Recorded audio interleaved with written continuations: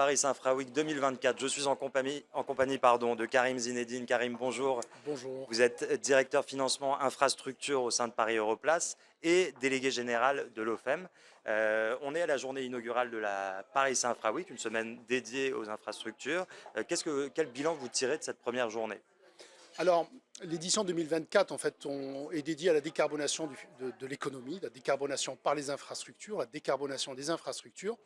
Donc, c'est une semaine entière qui va permettre de débattre de cette thématique. Cette première journée inaugurale à Bercy, qui a réuni près de 1000 participants, français, européens, internationaux, avec pour objectif justement de débattre, des solutions pour décarboner l'économie, deux, les problématiques à lever des financements et à investir dans la décarbonation.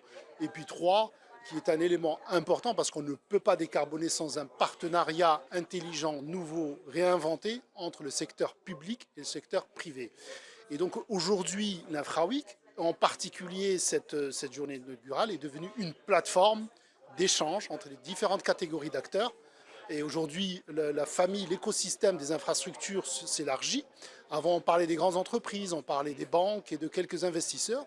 Aujourd'hui, il y a de plus en plus de fonds small, mid-cap, enfin ce qu'on appelle qui sont des fonds infrastructures. Et il y a également de plus en plus de fonds de private equity, puisque l'actif même d'infrastructure se diversifie et s'élargit.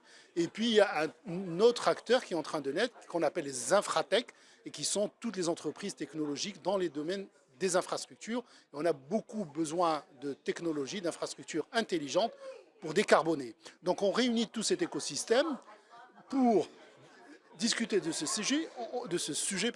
On invite également des pays à l'international, des pays étrangers qui viennent dans ce rendez-vous devenu régulier parler, présenter leurs projets d'infrastructure.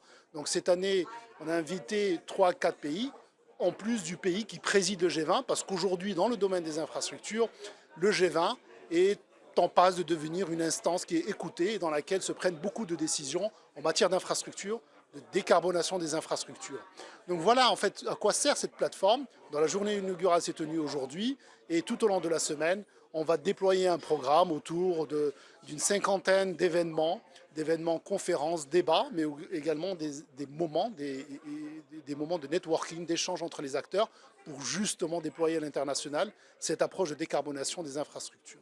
Oui, justement, la décarbonation, plus largement la RSE, a beaucoup infusé dans les échanges du jour. Est-ce que c'est des sujets, c'est des thèmes qui prennent une autre dimension tout le long de la semaine aussi?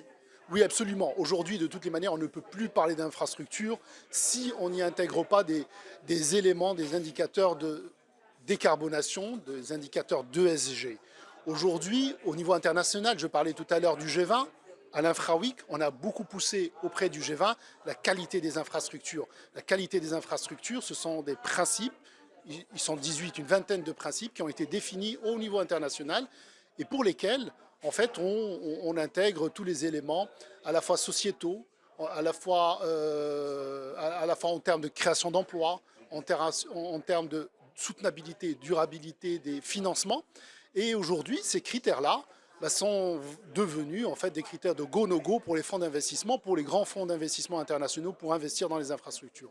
Donc oui, en fait, déployer l'ESG dans les infrastructures, aujourd'hui c'est devenu en fait une partie intrinsèquement liée aux infrastructures.